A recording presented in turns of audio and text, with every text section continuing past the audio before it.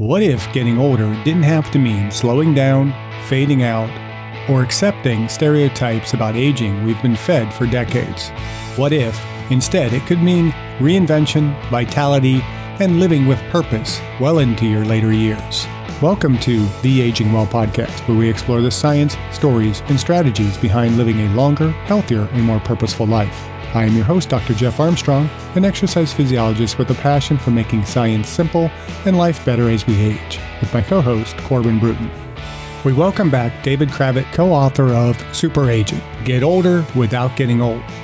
When they joined us in episode 79, they introduced us to the SuperAging Revolution, the 7 A's of aging, and a whole new way of thinking about what it means to grow older. This time we're going deeper, exploring how boomers have reinvented aging, the lessons and limits of blue zones versus biohacking, the difference between universal healthcare and universal health, and what this all means for aging well. The Aging Well podcast encourages informed decision-making and always consult your physician and scientific literature when making decisions about your health. So David, welcome back to the Aging Well podcast. Since we last spoke, how have responses to superaging shaped or changed the vision of SuperAging Revolution? Well, I think it's amplified it. It's spread it out in more directions. We've been very fortunate. The book did very well, and we have a new book that's being released actually on Monday called the SuperAging Workbook, which is taking what was in the hardcover book and turning it into interactive. Take out your pen or your pencil. There's quizzes, there's worksheets, there's charts. But we've been very the website, the consumer-facing website itself, has only been up maybe 14 months, and we've already got a very substantive audience. But a couple of surprises. Number one, we have a fantastic social media presence. And it wasn't that we felt that older people weren't on social media, but we were not prepared for the onslaught. I mean, some months we're getting 1 million eyeballs on social media and TikTok and Instagram. I mean, places that everybody say, okay, Facebook, yeah, okay. But we're getting quite a lot of uptake in social media.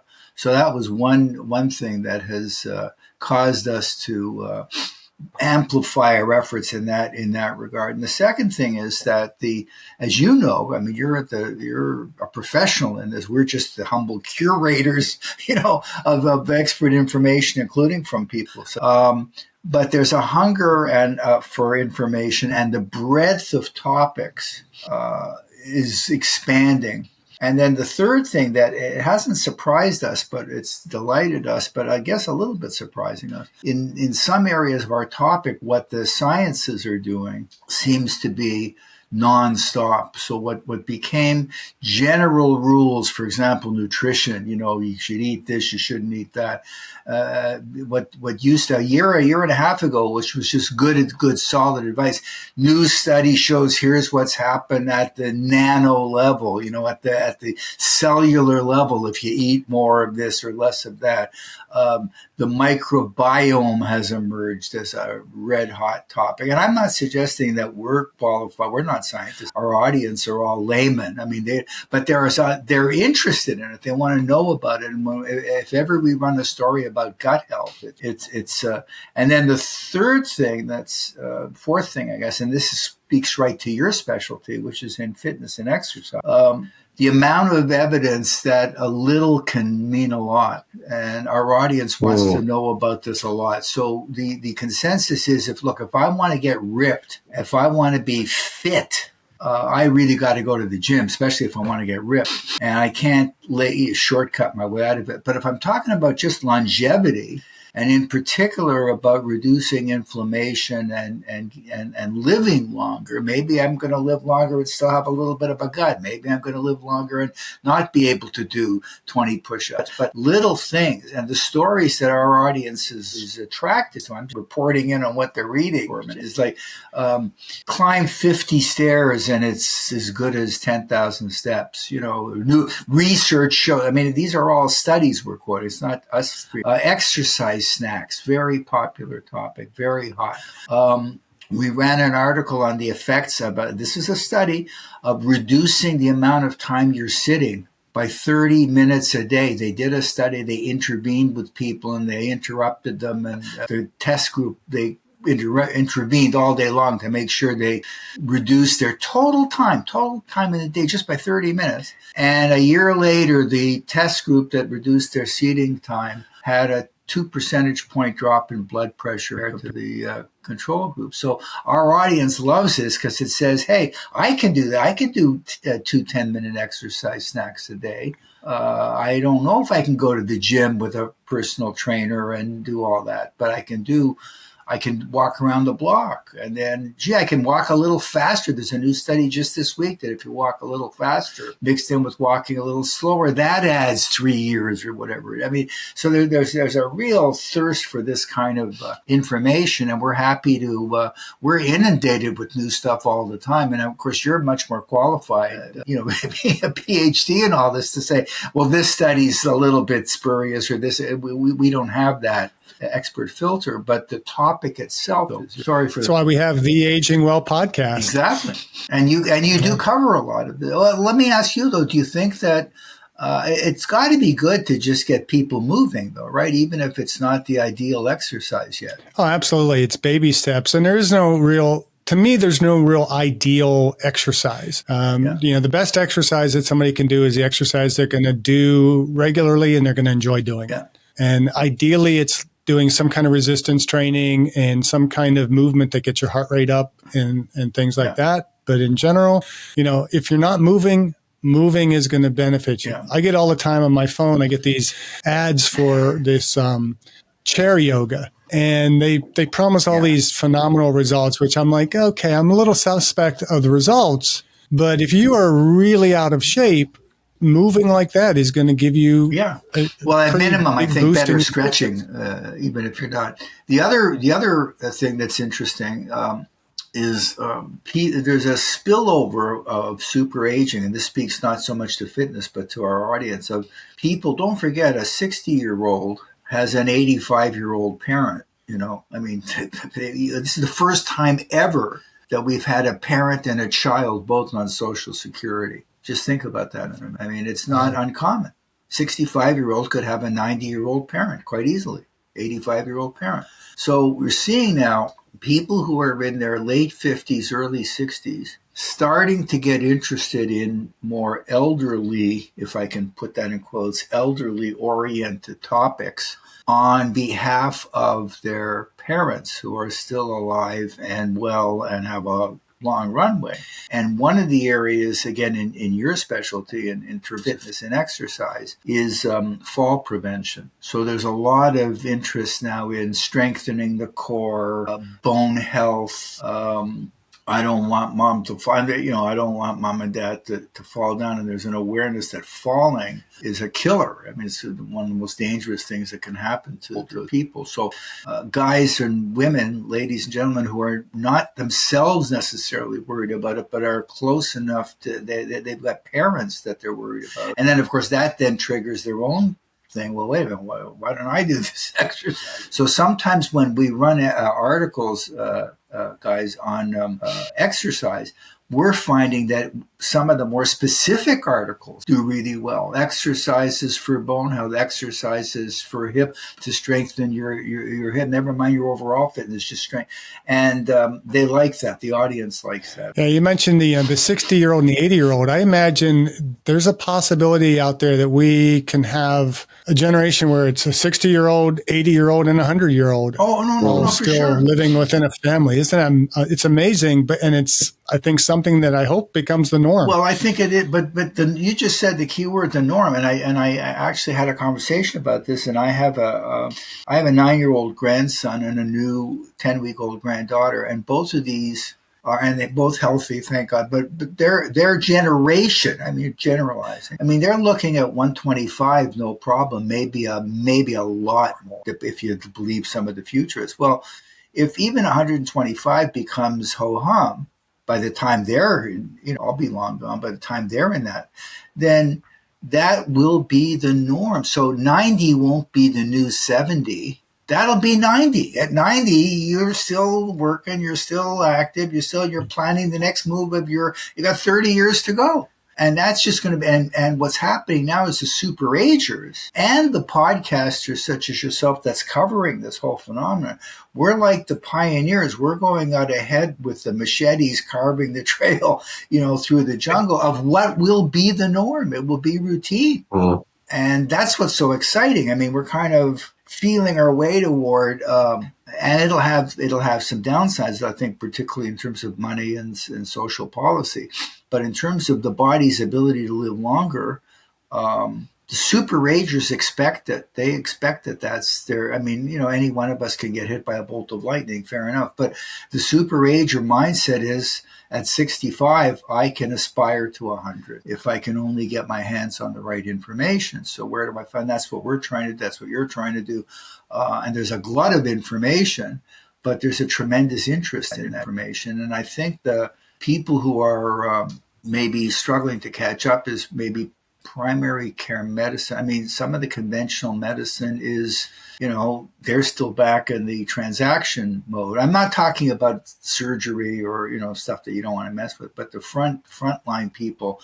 I mean, what happens if all the family physicians are robots fed by AI? As you know better than I, there's people that are seriously thinking that's what's going to happen. So that's it's fun. It's a great topic because we never run out of material. As I imagine you never do either. If you're enjoying the Aging Well podcast, be sure to like, subscribe, or follow on your favorite platform so you will never miss an episode. And if you find our conversations helpful, please share the podcast with a friend because aging is something we're all doing and we're better at doing it together. And support our guests in this podcast financially by visiting the affiliate links in the episode description below and use the links or codes provided for discounts on products we have vetted and feel comfortable recommending to our valued viewers and listeners. Thank you, and now back to the podcast. So, David, have you observed noticeable shifts in boomers or other generations for that matter? Are they actively reinventing aging? Well, this is a great question, and I don't want to put in a plug for my very first book. Because that was like 16 years ago. But I was originally a career ad guy. So advertising and marketing. And I wrote a book called The New Old in 2008 about how the boomers were reinventing aging. And it was a social attitudinal book. It didn't presuppose longevity. So it said that even if the boomers don't live one day longer than their parents, and I'm a boomer, we are determined not to age, not to be old. And it was a cultural thing. And it was also because the boomers, and I can say this against my own generation, are, among the most narcissistic generations ever. We were the most important generation for every stage of our life because we were so numerous, the baby boom. So kids, it was Saturday morning cartoon shows. As teenagers, it was rock and roll. Then we became hippies. Then we moved from hippies to yuppies. In 1 second, we just switched. But at every age, marketers wanted us. We were the prime target for advertising for our whole life. Now, all of a sudden, we approach 65 and we're old. And they don't want us anymore. Well, the boomers just say, well, the hell with that. Why should I get off this? I don't want the music to ever stop. And it was an attitudinal thing in 2008. It didn't depend on living longer. It just said, my time is now and I'm not going anywhere. Then along comes, hey, I don't actually need to get old. Now, it isn't just my attitude that I'm imposing on the same lifespan that my father had, and I'm now imposing a new attitude of refusing to be helpless, refusing to be considered out of it, determined to hog the spotlight. Now I can actually live longer, longevity. So you got these two curves, these two lines intersect, the boomer attitude and actual longevity. And this is like perfect. This is everything I dreamed of. My God, I don't need to be an old timer. I don't need to be a geezer. And I don't want to anyway. Even if I did have to be, I wasn't going to be. So you got this perfect storm of these two things. And that's what's really triggering super aging is that I have the power to live longer. If I say to you that I intend to live to 100, nobody laughs at that anymore. Maybe I won't, and maybe the odds are, statistically, it's still not 90 in my favor. But it's the centenarians are the fastest growing age group in society in percentage terms. I was born at that perfect stage. I'm right at the end of the boomers. I'm kind of in that, I forget they call it like the transition or the, whatever they call that age. Because I was born in 1963. So that puts me at the end of the boomers, start of the Gen X. Yeah, And, I'm at the beginning of boomers. I'm the earliest boomer that you can be. But you're right. But it's the same thing. But we were determined attitudinally not to become geezers, and now science has enabled us to actually keep on going. And what's interesting, can I keep going in my sort of quote old age? And you asked at the very beginning, one of the things that we observed, and it's just because we've gone out looking for it, it's not brand new since our book came out, is the number of people who do take up serious new things. My favorite story on one of my favorite stories on our website now is a woman who received a diploma from a community college. She's 101, and she was in the same graduation ceremony as her great granddaughter. And what was interesting the most interesting part to me of that story was she enrolled in the program at 97. wow. So imagine saying I'm 97, and by definition, I don't care if it's you or me or your kids, enrolling in school presupposes X number of years till I reach the finish line. So I'm starting a defined journey with a calendar to it, with a curriculum to it, with a diploma waiting at the end, whether I'm in middle school or college or grad school. She enrolls in a 4-year program at the age of 97. Starts the journey. So that's what I'm saying, that the mindset is different now. It's, I can do that. Why shouldn't I try? Why shouldn't I? Why do I? And my all-time favorite, I don't know if you know, there's a 94-year-old grandmother, but probably great 94-year-old woman who has 14 million followers on.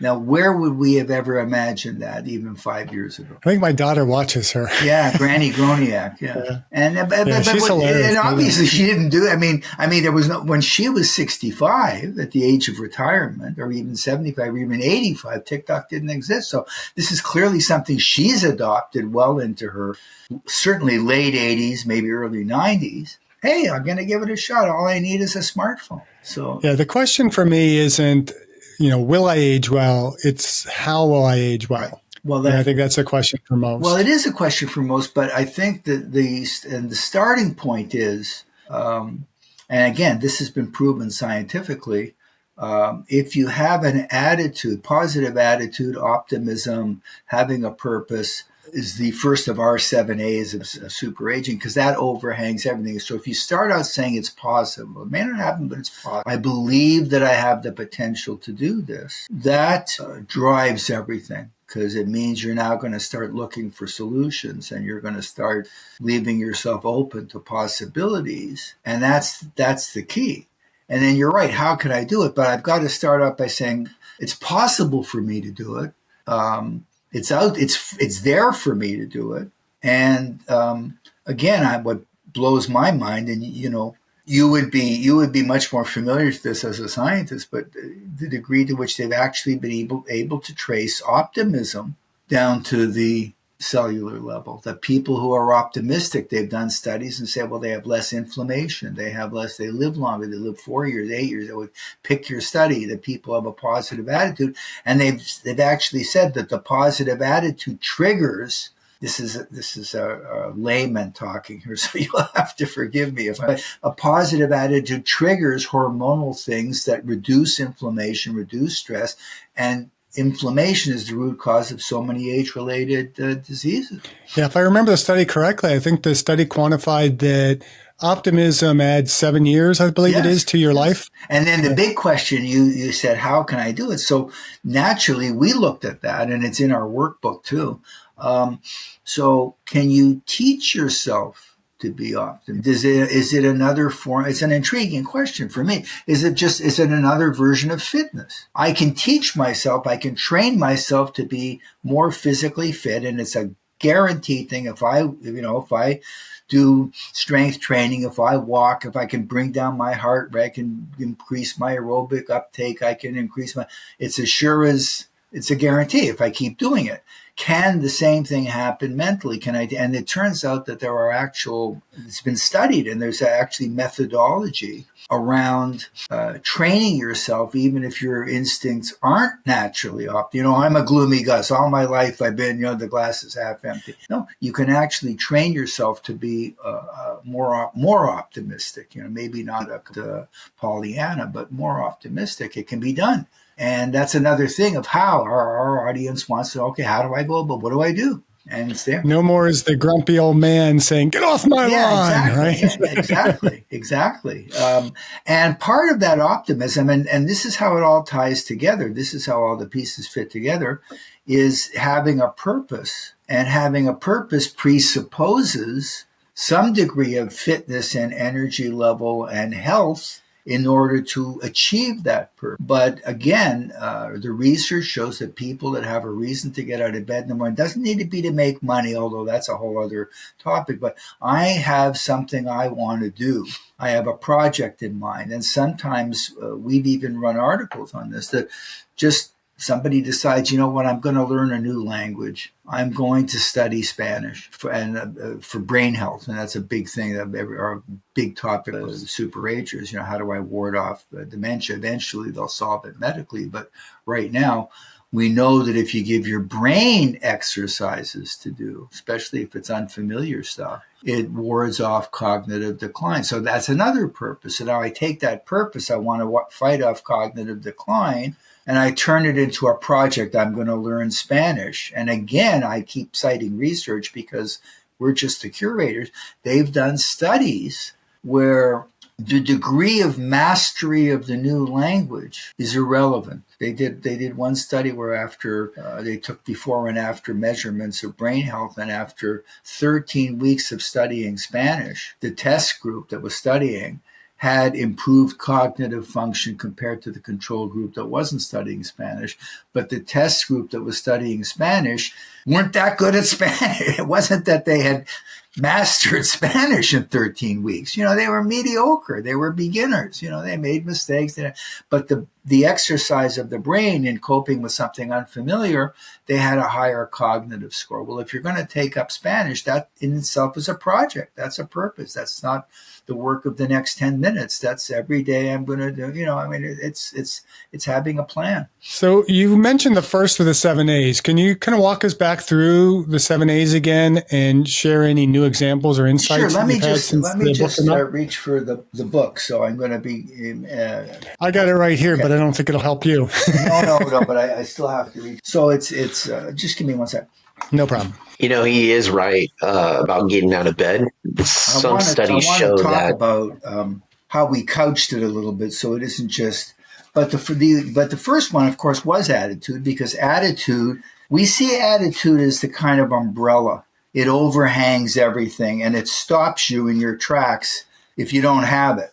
If you don't believe in the potential of superaging, and you're grudgingly going along for the ride, and you're pessimistic, you're not going to be able to get there because of that stress level, that the reduction of inflammation, just the silent biological power of a positive attitude.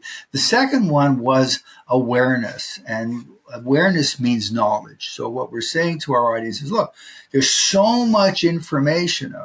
We are a curator of it at superagingnews.com. We're not saying we're the only game in town, but you need to get behind somebody that's bringing you this stuff. Because if you don't know about it, then it's going to impede you. It doesn't mean you've got to be an expert. It doesn't mean but maybe once or twice a week, dip your toe. And that's because the pace of change is so fast, and the number of new products. And right now we haven't even talked about AI and robotics and diagnosis. So you have to have a general knowledge of what's going on out there in the longevity space. If you want to live longer, you got to know what's going on. So awareness in that is the third. And then the third one was activity, which speaks to fitness and exercise and moving and keeping active. We were very influenced ourselves, as many people, by the Blue Zones, and particularly what they wrote about the communities that activity was built right into just the way they lived. I was very struck by, Sardinia or Okinawa. I mean, they're not running to the gym. Their house is designed so they've got to keep walking around. They walk that. So activity, and that's where we got into fitness in general, and exercise snacks and small doses, because the 3 times a week at the gym with a trainer is always the best, and it's always available to. We're not against it, but in trying to bring it to the mass people, look, you don't need to do all that. You can do this. Start here at least. So activity was the third one. Accomplishment was the fourth one. And here's where we have been aware of one, because accomplishment basically speaks to working and unretirement. And this is one of the features of superagers, are not retiring on schedule at 65. We've run numerous pieces about Americans now believe that, maybe 74. A very popular article on our website is the 80-year-old worker is now a thing. And that speaks to longevity, because, the good news is you're going to live longer. The bad news is you're going to live longer. Where's the money going to come? So the idea that I'm going to save up enough money so that at 65 I can stop all new money coming in is a challenge if I got a 30-year ramp instead of a 10-year ramp. Obviously, it's just elementary math. So side gigs, side hustles, second careers, not retiring at all, retiring and then coming back into the workplace, all of the above. We're moving into an all of the above world. We're not against retiring at 5. What we're saying is that for financial reasons, a lot of superagers can't do that. We routinely run articles about baby boomer entrepreneurs, people starting a brand new business in their 70s. It might only be a partial income. That little bookshop I always dreamed of owning, and it doesn't really need to support me completely, but it brings, or even volunteer projects. Even it doesn't even need to be for money, but I need a sense of accomplishment, because that speaks again to purpose. I have a purpose. I spoke to a woman last week who's very involved in a wonderful service in Virginia that does audio for people that are blind and hear, serious visual challenges. A big, huge website, and they run material, and you can listen to all kinds of articles and stuff. And of course, a heavy percentage of her market are elderly people that have weak eyesight. Well, and the people that do the reading, who comes in and does the reading, who reads the article, they are volunteers, many of them, most of them. And she had one inspiring story of a gentleman, 93 years old. He's one of her readers. It just gives him something, the accomplishment. I mean, you talk about a call. I'm going to come in. She said, I don't know if he does it from home. I guess he does with a mic. She set them all up. And he reads stories, and those stories are posted to the website, and he's the reader. And very inspiring. So accomplishment is the let me count now. 1, 2, 3. Accomplishment is 4. Autonomy is the next one. And autonomy speaks to aging. It's popularly called aging in place, but independence. But that also includes financial autonomy. Are you able to live independently? And that doesn't mean without help, because it may mean you have a support network. It may increasingly means technology. Eventually robotics, maybe you've got a robot coming in to help you, and that, that's happening.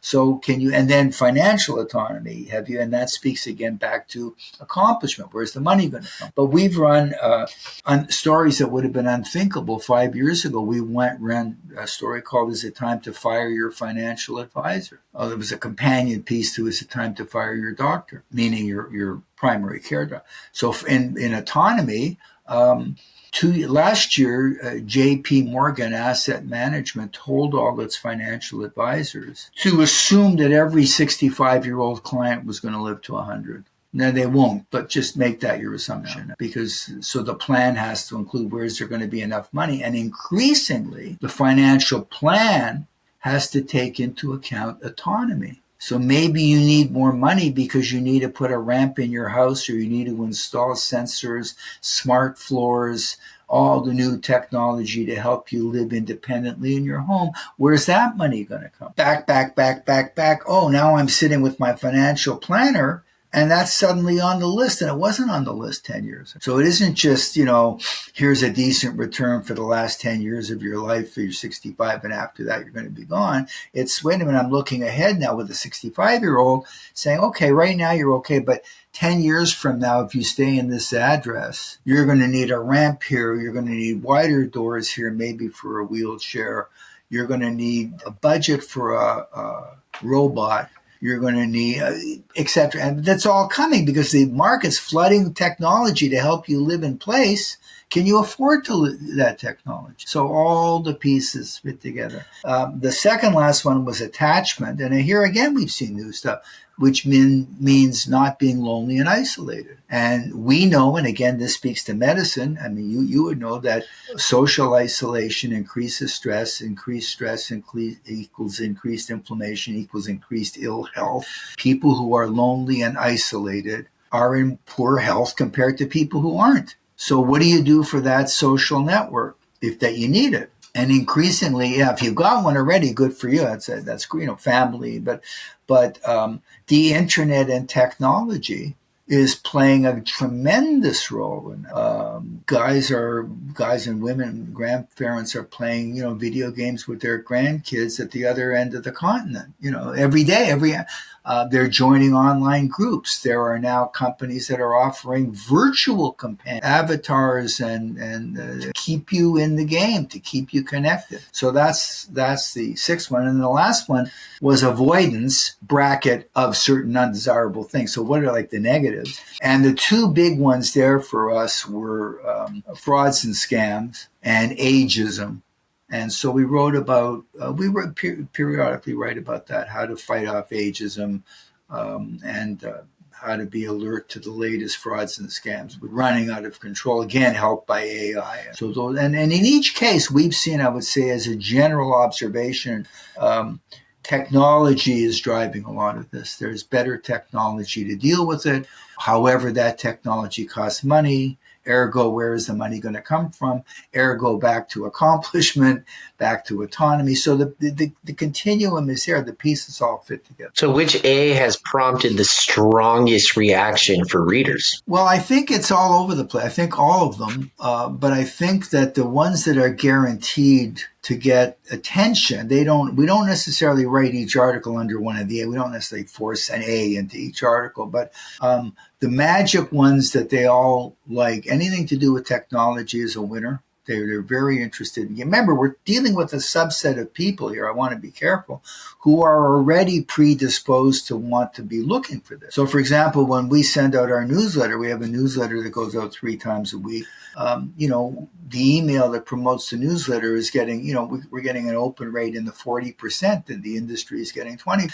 We're dealing with people who are already decided, we want this stuff. We don't have to convince somebody, or maybe we do, but the people we're seeing already want this stuff. But the automatic winners for us are anything to do with technology, anything to do with food, particularly because food, it's getting more specific. It used to be the food rules, eat this is good. Right now it's eat this to help brain health, eat this to help bone health, eat this to be, so very specific. They're very interested in food, and they're very interested in exercise, which is your sweet spot, I know, but exercise not only for heart health or general longevity, but again, for specific issues.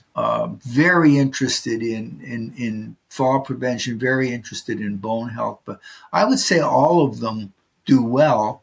But in particular, food and fitness and technology are the main ones now, because they're seeing, oh my gosh, all these solutions are out there. I've just got to bring myself up to speed about what they are. So food, fitness, technology, those don't start with A's. Have you considered adding any additional A's that would refine the list? We don't.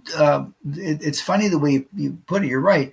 But they each play into a different A. So activity is fitness, so we're not forcing each thing to start with A. We're saying these are the pillars. Within the technology covers many of the A's. It covers attachment because of social isolation, aging in place because of autonomy, even to a degree food. There's AI now that'll do menu planning for. So Yes, you went perfect with the 7 A's. well, I think those are the main pillars, but then underneath them, we don't force every topic to start with A. We're just saying this comes under the umbrella of some of this. That's the way we've looked at it. But those are the subjects that we really they are an audience. The super agers are proactive. They go out and get the stuff. They want to be informed. They're not sitting back and I think this is, we talked earlier about I'm the earliest boomer, you're Jeff the last boomer, in that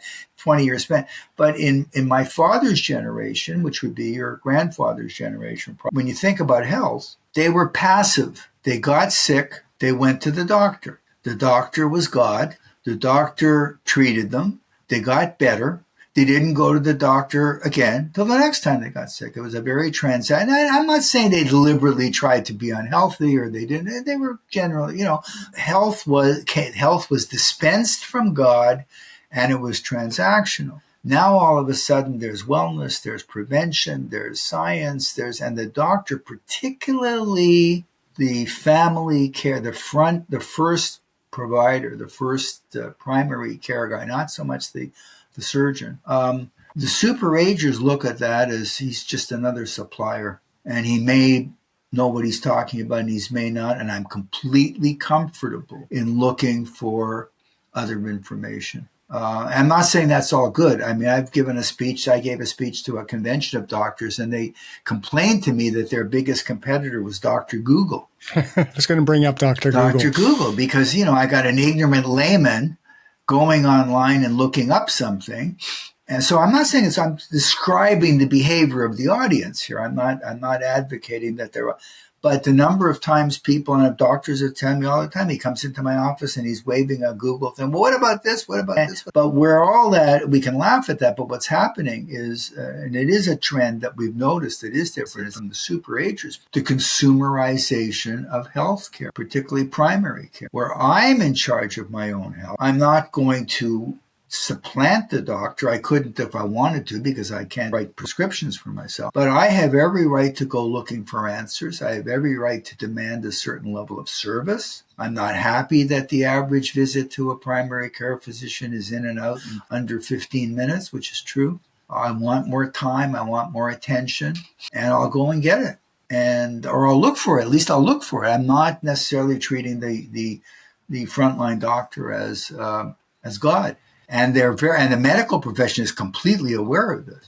They're very aware of it. And that's why you're seeing more. I mean, some insurance companies are beginning to pay, or I don't know that they're legally not paying, but they're beginning to rate doctors, or certainly rating hospitals, in terms of patient satisfaction scores. So it's becoming an issue. And that's another trend driven by the superagers. Baby boomers are very demanding generation. And why shouldn't we apply the same me to our own healthcare, which we are?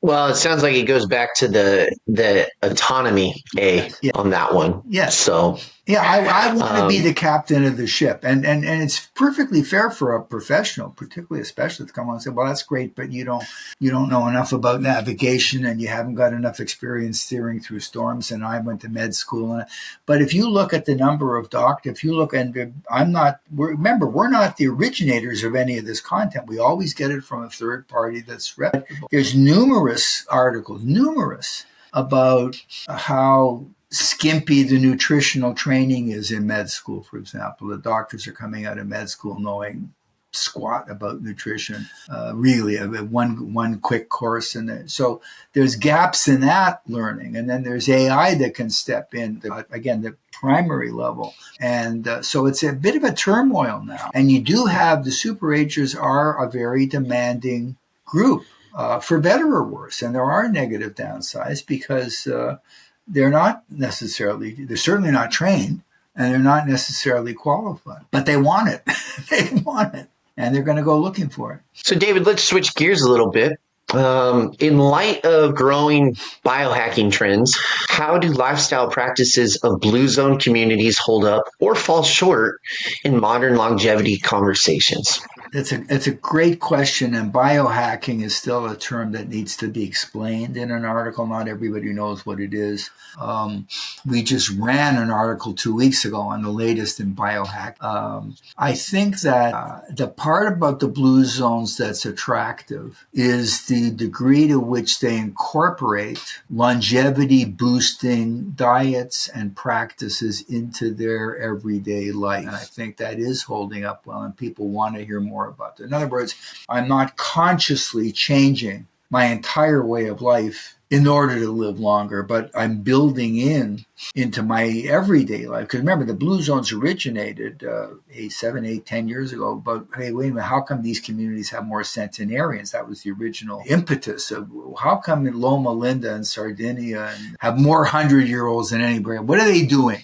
And these habits and these diets, broadly speaking, the Mediterranean diet, broadly speaking, more motion. That part's holding up. I think where there's difficulty, and it's really a function of our media and the way we work and the way our instant gratification works here. And as you say, an urban, developed, westernized society is we want guarantees and we want it quantified and we want to be sure if I do this, is this going to... And so it's not so much that the blue zone model doesn't work. It might be that the expectations become a little bit unrealistic and need to be dialed back a bit. So I don't think there's so much that the Mediterranean diet is bad for you, or it's bad for you to be walking around all the time, or it's bad for you to have a lifelong friend that you identified when you were 8 years old, as they do in Okinawa, who's formally looking after you and you're looking after her all your life. You're involved in their life at some level and you're ready to step in. Nobody's saying that's bad, but it's not guaranteed. There could be other stuff that's going on that's getting in the way of that. We know, for example, that where you live is a big factor. And if you live in a highly polluted environment, if the air quality, if you have a very highly stressful job, there's a kind of a idyllic haze that people look at the blue zones through. It doesn't equate with, the San Diego freeway necessarily. So there's a bit of a disconnect there. But overall, we like the blue zones, and I think most super agents. We're not huge fans of the phrase biohacks. We kind of poo-poo it a lot on this podcast because to me, it's really emphasizing the shortcuts rather than the overall lifestyle. We tend to favor that aging well begins at conception, if not sooner. And so it's what are we doing throughout our lives to get to that longer endpoint, that healthier endpoint. But are there any biohacks that you see genuinely supportive of superaging principles, or do you find most of these approaches kind of falling into that trend territory? Well, I think the problem here is that biohack, for the exact reason you said, is glued onto things that aren't really epigenetic or aren't really biohacks. It becomes just a way of practicing a better. Is it really a biohack to say I'm going to eat more of this and less of that? Or is it just good dietary practice? So the phrase is loose and it gets glued all over the place that it doesn't need to be. So no, I don't have one that says, the magic of a tomato is going to change it. I'm not knowledgeable enough about, first of all, I wouldn't pretend that, one at the cellular level, this one thing is going to do. We also use hacks. We use hacks to mean something that is a shortcut or makes it easier. So we write a lot about food hacks, but not in a bio sense, more in a operational sense. So here's how to hack your kitchen by having these prepared foods in your fridge at all times, so you can just reach for that cucumber slice and it's right. That's a kind of a quick way of. It's almost an operational hack, not a biohack. So unfortunately, I think you're quite right, but I think the phrase has. I won't say it's lost its meaning, but it's very troubled. What does it even mean anymore? Because everything can be a biohack. Does healthy eating constitute a biohack? If you can prove to me, all right, so here's an example. We had a very popular story called Eating the Rainbow, and it was written by a nutritionist. So it wasn't art. The foods that are colored, orange, the reds, and if you choose to eat the whole spectrum every week, because of the chemicals in these foods that are oranges and reds and so on, those then exert a biological impact. They reduce inflammation. Well, is that really a biohack or is that healthy eating? It's recognizing that yellow peppers and red peppers and green lettuce has a nutritional mechanism. It's true. It's not just generically good in a vague but unknown way. It's got a specific mechanism that reduces inflammation, that attacks, that fights against oxidation. To me, that's not a biohack. That's just sensible eating. I agree. And yet it does do something biological. So it's not, but I don't know if I think like a lot of these things are, aging in place is my pet peeve because, what does that even mean? Does that mean you have to stay in your own home? What if I sell the house and age somewhere else? It's generally, it started out meaning not being in a hospital or not being in an intensive, but now it's thrown around everywhere. And then it turns out that what does it require? Well, that's so varied by the individual. Does it require renovation to your home? Maybe. Does it require a robot? Maybe. Does it require all the latest technology? No. But should you know what that new technology is? Yes. So these are loose phrases but let's face it, we live in a world of memes. We live in a world of instant slogans. We live in a quick solutions that are very defined, and it's never quite as easy as that, or that's cut and dry. It is actually easy if you go about it, but it's not as cut and dry. And the other thing I do want to introduce in the interest of honesty, and it's not really our mandate, but we do write about it from time to time because it relates to affordability, that the fear I have all of this is that it will be harder for people who are less affluent in our urban society, harder for people who are less affluent to be able to afford some of all of this. Not so much eating healthy, but even eating healthy. Buying fresh fruits and vegetables is more expensive than buying, cheap filler. And I'm worried that there will be a demarcation that the policymakers have shown no inclination to be aware of or concerned with about will the dividing mark be based on income, finances, and nobody's looking, including us. Right? That's interesting. That's something I had never even thought about that. It's another that's topic. Something I need to. No, it's another. That's definitely. It's another, and I'm not talking about a demarcation between Elon Musk and everybody. I'm talking about generally upper income, upper middle. Right. I don't think you need to be a millionaire to be a super ager, but I think if you're really living in poverty and you don't have access to the information and you can't afford the stuff, what are we going to do with those people? And what are we going to do when the people who are living to 100 are all the higher income people and the people who are not are the lower income? This is a North America issue. This is not necessarily a rural world issue, but the new medical technologies that are coming on are not necessarily inexpensive. So that kind of brings us to a question of, we hear a lot about universal health and I prefer like universal health over universal health care. We live in the state of Oregon where Corbin, 2 years ago, they passed the bill to change the Constitution that makes universal health care a fundamental right. My question is, how are we going to pay for that? But I do believe that universal health is a fundamental right. So you've made a bit of a distinction between the two, kind of the system versus the outcome.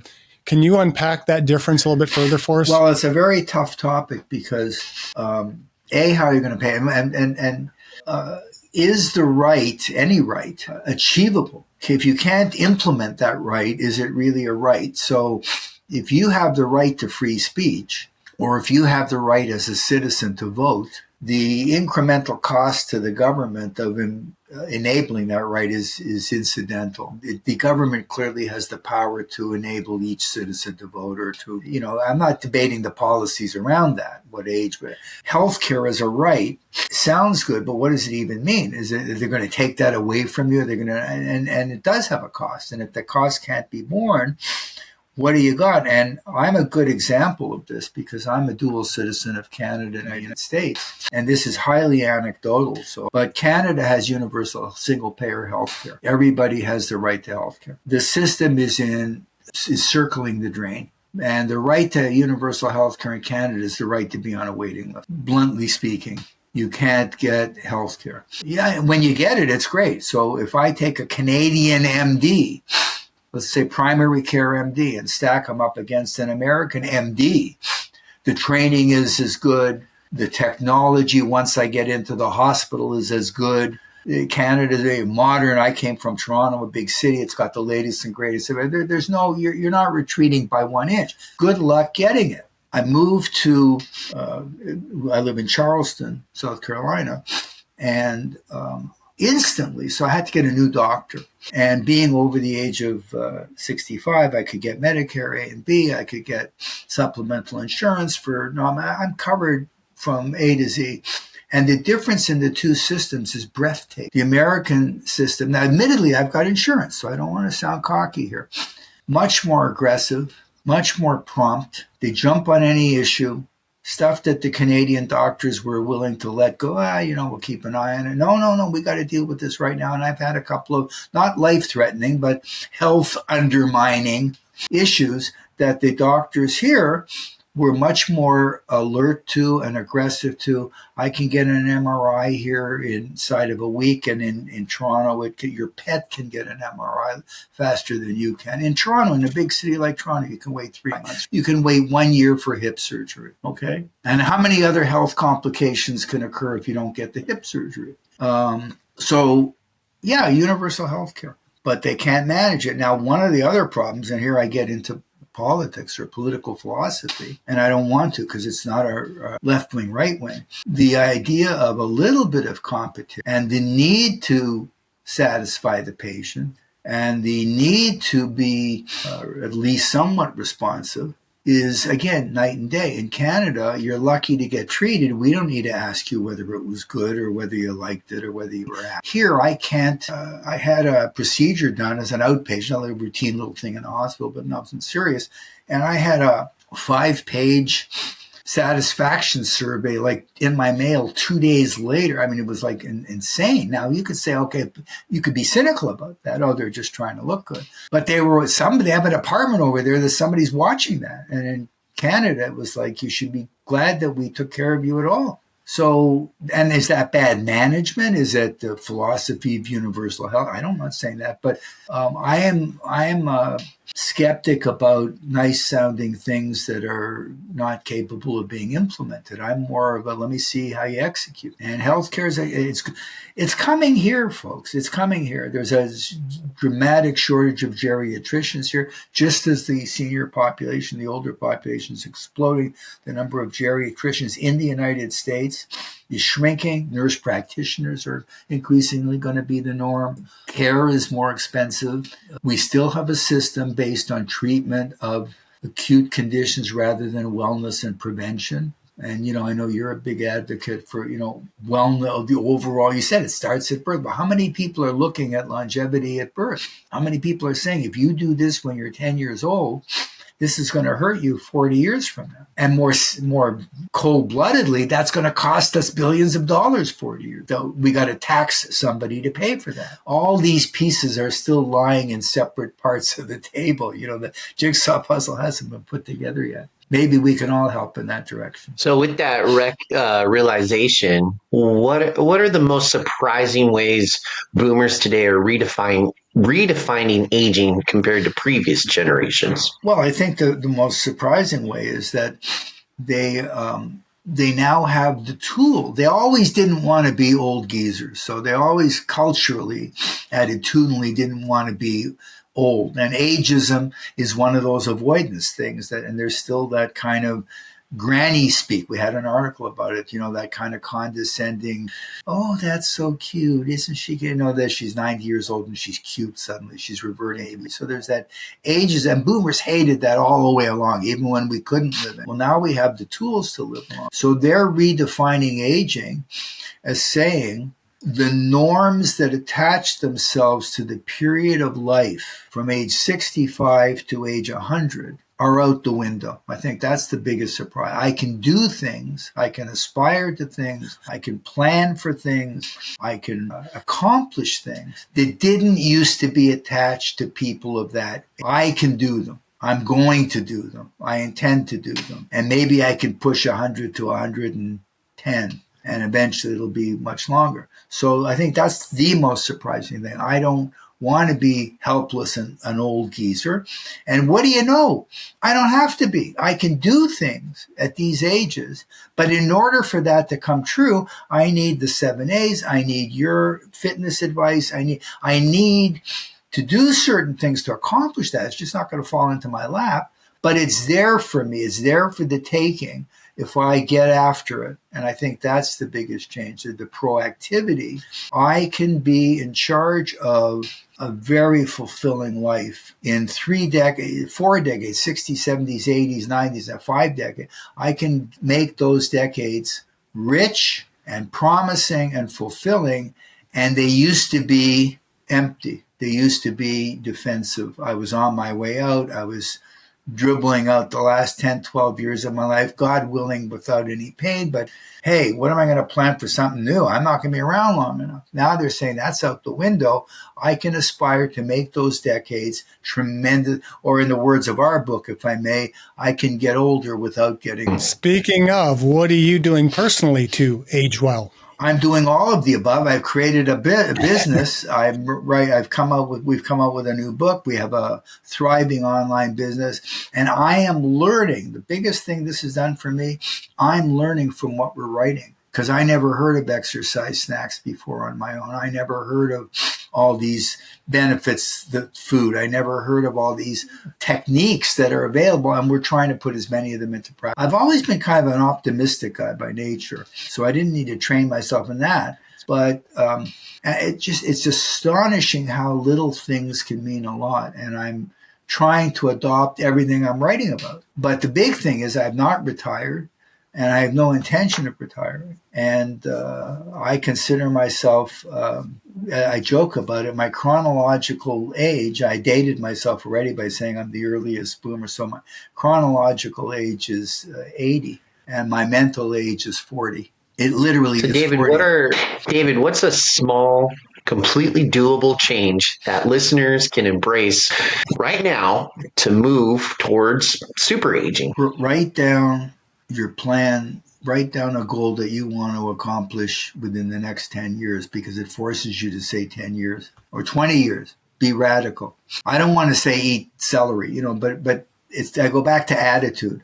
Create a plan. Create one project that's going to take you multi-years, and believe that you can fulfill it. And then you're going to say, well, wait a minute, how am I going to achieve this? Now that gets me into diet and fitness and all the other stuff. But it starts with the attitude that longevity is possible. I mean, if you woke up every morning and said, I can and will live to 100, that would be the one thing I would have everybody do if they could. So what about yourself? What new directions or projects are you exploring next? How to make SuperAging Inc., how to make this a massively successful business with a phenomenally growth of audience, and to spread the news to as many people as possible. We're getting 100,000 users now. They don't all come every week, of course, but we've had a base of over 100,000 users, and I'd like to have 1 million users in 2 years. So I've got some crazy goals too. Similar goals for the Aging Well podcast. That's exactly right. Well, we can help each other. Sounds good. Speaking of which, David, how can our listeners connect with you? But more importantly, where can they find the book and the accompanying workbook that's coming out? Both are on Amazon or on Barnes & Noble. They're all on all the major retailer sites. SuperAging, Getting Older Without Getting Old, SuperAging Workbook, same thing. And we are at SuperAging News, all one word, SuperAgingNews.com, and they'll read all about the book, and they can sign up for our free newsletter and read all about me and Larry Wolf, my co-author, and we'd love to have you. So how would you encourage our listeners and our viewers to stay engaged in their own super aging journey after this episode ends? Well, the first part would be shamelessly, keep listening to your podcast and keep visiting our website. But I think that start with your family circle. I mean, what would happen in your family, Mr. Listener or Mrs. Listener, if you suddenly announced that you have every intention to live to 100? Guess what, guys? I've been doing a little bit of reading and research. I believe it's possible for me to live to 100. I actively, seriously believe I can live. How would they react? Put the cat in among the pigeons and see what happens. And that makes you plant the flag a little bit in the ground and makes you kind of live up to it a bit. That's what I would do. David, it was so good to have you back on our podcast. I loved just it. want to say thank you. Thank you. Yeah, just want to say thank you for returning and sharing your concepts of super aging and continue to unfold and inspire. You definitely gave me some things to think about today. Just so keep aging well. Thank you, guys. Thank you so much for having me. Thank you for listening. I hope you benefited from today's podcast. And until next time, keep aging well.